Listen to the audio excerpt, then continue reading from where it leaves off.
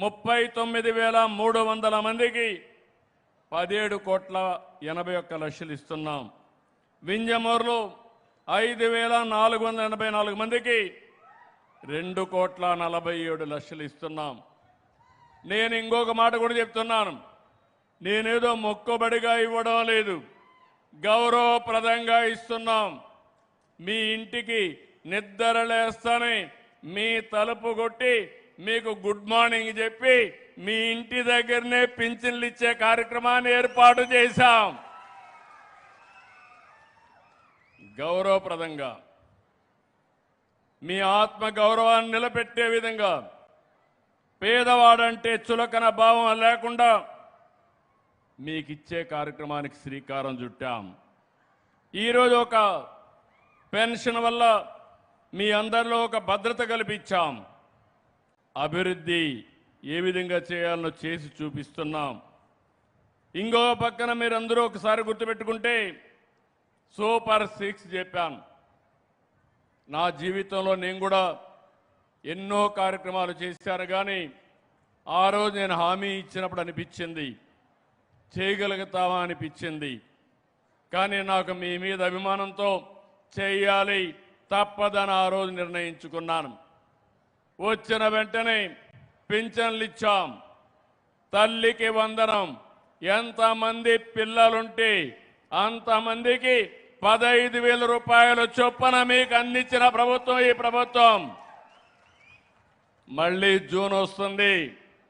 జూన్లో మీ పిల్లలు స్కూలుకు పోయే రోజున తల్లుల అకౌంట్లో టెన్షన్గా డబ్బులు వేసే బాధ్యత మాదని మరొకసారి మీ అందరికీ విజ్ఞప్తి చేస్తున్నా. స్త్రీ శక్తి సూపర్ హిట్ అయింది. మొన్నటి వరకు మా ఆడబిడ్డలు బయట పోవాలంటే ఆలోచించేవాళ్ళు. ఇప్పుడు జల్సాగా ఎక్కడికి పోవాలన్నా, పుణ్యక్షేత్రాలు కావచ్చు, అమ్మగారింటికి కావచ్చు, కూతుర్ని చూడాలన్నా కావచ్చు, ఉద్యోగానికి పోవాలన్నా దర్జాగా పోయే ఏర్పాటు చేసింది ఈ ప్రభుత్వం. అవునా కాదా అని మిమ్మల్ని అడుగుతున్నా.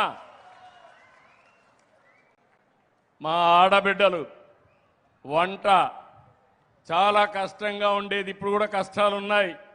యుద్ధం వచ్చింది, వంట గ్యాస్ కొరత వస్తూ ఉంది.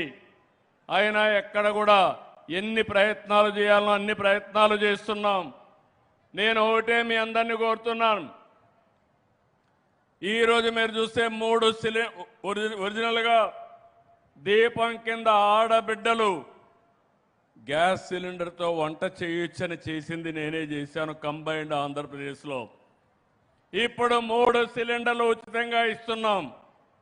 రేపు రాబోయే రోజుల్లో మీ దగ్గర ప్రాంతాల్లో పైపులో కానీ గ్యాస్ వస్తే పిఎన్జి తీసుకోమంటున్నాను. దానికి కూడా 2 నెలలకు ఒకసారి 200 రూపాయలు మీ అకౌంట్లో వేస్తాం. అంటే మొత్తం కలిసి 400 వేస్తాం.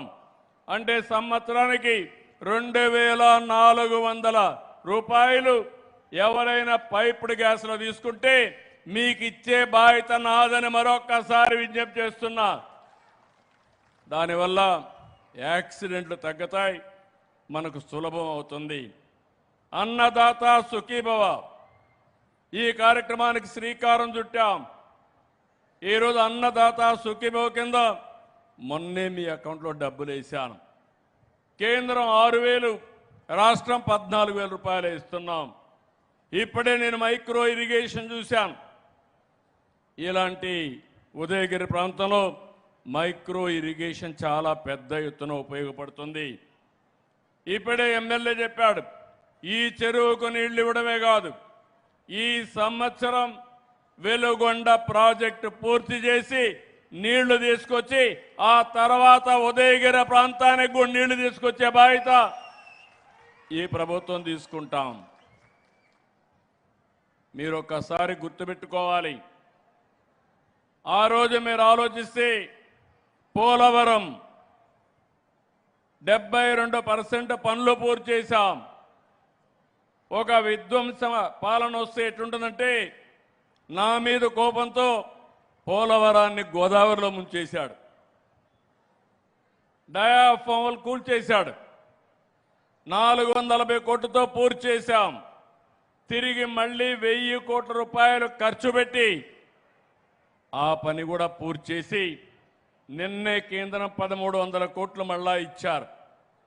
రేపు గోదావరి పుష్కరాల కంటే ముందు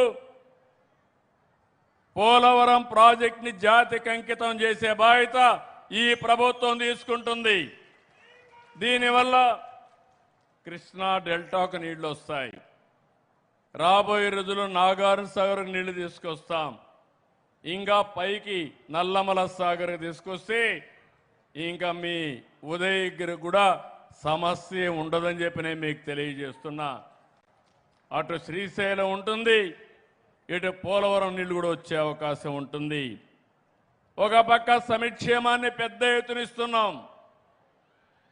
ఇంకో పక్క ఈరోజే ఇంకో కార్యక్రమాన్ని కూడా మా చేనేత కార్మికులకు అనౌన్స్ చేస్తాను. ఇంకో పక్క మీరు చూస్తే అభివృద్ధికి సంక్షేమ కార్యక్రమాల్లో మీరు ఏ విధంగా అయితే జన్మభూమి స్ఫూర్తి